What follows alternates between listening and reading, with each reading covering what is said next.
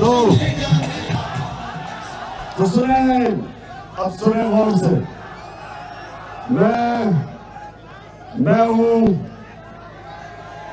एक जो अपने आप को आशिक रसूल कहता हूं।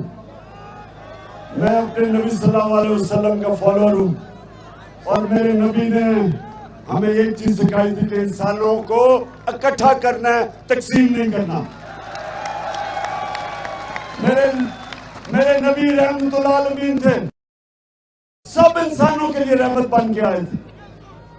मेरी भी पूरी कोशिश है कि मैं अपने सारी कौम को इकट्ठा करूं और अल्लाह का लाख लाख शुक्र है कि कौम इकट्ठी हो रही है।